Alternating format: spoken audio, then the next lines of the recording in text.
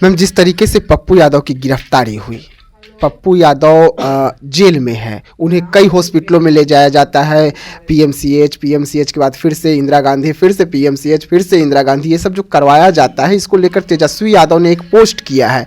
तेजस्वी यादव ने साफ तौर पे पोस्ट के माध्यम से कहा है कि बड़ी मछलियों को बचाने की कोशिश हो रही है। देखिए, ये सरकार के सामने जब भी गंभीर मुद्दा अभी तक आया है, जब भी गंभीर मुद्दा आती है तो ये सरकार लोगों को ध्यान भटकाने का काम करते हैं, चाहे केंद्र की सरकार हो चाहे बिहार की सरकार हो। केंद्र की सरकार का भी जब भी बात आती है देश में, देखिएगा जब उस तरह का गंभीर मामला आता है तो ये लोगों को ध्यान भटकाने की कोशिश ही नहीं करते हैं, बल्कि उसी में लग जाते हैं ताकि लोगों का ध्यान भटकता रहे। एक मामला खत्म होता नहीं है, दूसरे मामला शुरू कर देते हैं। और आज जब बिहार में जो है पप्पू यादव जैसे लोगों का, जो एक क्षेत्र के पूर्णिया के सांसद हैं और सरकार से जो नीट की लड़की है उसके बारे में सच्चाई से अवगत कराते हुए अगर कोई ढंग की बात किए तो ये सरकार उनको जेल भेज रही है या जिस तरह का काम है कर रही है। तो इस तरह का बातें करने से तो जनता के प्रॉब्लम का निदान नहीं होगा। आप जो बोलेगा उस पर ईडी सीबीआई इनकम टैक्स लगा दीजिएगा, कोई बोलेगा तो पकड़ के जेल दे दीजिएगा। जनता इकट्ठा होकर सरकार के खिलाफ में नारा लगाएगी तो आप लाठीचार्ज करा दीजिएगा। तो इस तरह की वारदातें आप करते रहते हैं। इस तरह की वारदातों से जो है ये साबित होता है कि सरकार का इकबाल खत्म हो चुका है और सरकार जो है अपने राज्य की जनता के जो प्रॉब्लम है उससे निपटने में नाकामयाब है। उसी का परिणाम है कि जो बोलता है उसको जेल देते हैं। आपको भी लगता है कि कोर्ट परिसर में बम रखा गया था? अब रखा गया नहीं रखा गया ये मेरा काम नहीं है, ये गृह मंत्रालय का काम है, ये सरकार का काम है।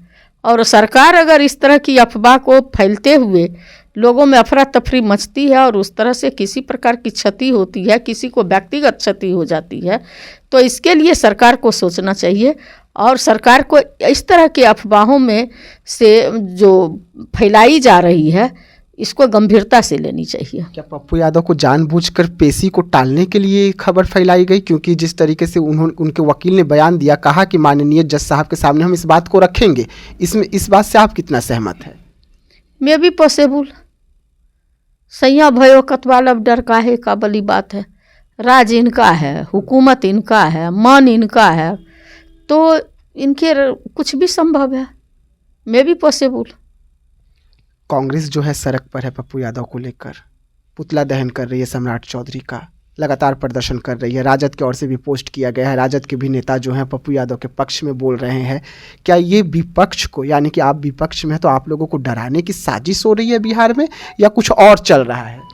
बिल्कुल, देखिए कांग्रेस के लोग जो धरना प्रदर्शन कर रहे हैं, पप्पू यादव एक सांसद हैं और कांग्रेस पार्टी में हैं, कांग्रेस पार्टी के सांसद हैं। उनकी जो मिसेज हैं, उनकी जो पत्नी हैं तो आदरणीय रंजीता कौर जी, तो वो जो हैं राज्यसभा सदस्य हैं और कांग्रेस पार्टी से हैं।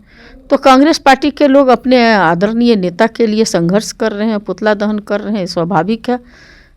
कोई भी रहेगा तो इस बात को बर्दाश्त नहीं करेगा कि जिस तरह से पूरे पटना से लेकर के पूर्णिया की पुलिस इकट्ठा होकर के उनके साथ जायदाती करने का काम किया, जोर ज़बरदस्ती करने का काम किया, जिसके तहत वो बीमार हो गए, उनके साथ वो कुछ भी हादसा संभव था।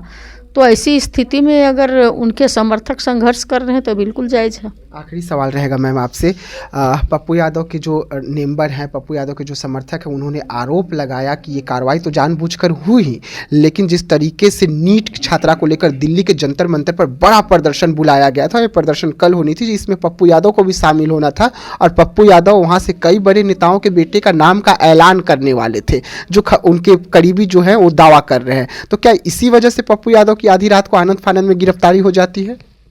हो सकता है, हो सकता है। क्योंकि राबड़ी देवी जी ने भी ये जिक्र किया विधान परिषद में कि बड़े मछली हैं, बड़े नेताओं के बेटे का हाथ है, बड़े नेताओं का हाथ है, इसके वजह से सरकार जो है ये सीबीआई को दे दी।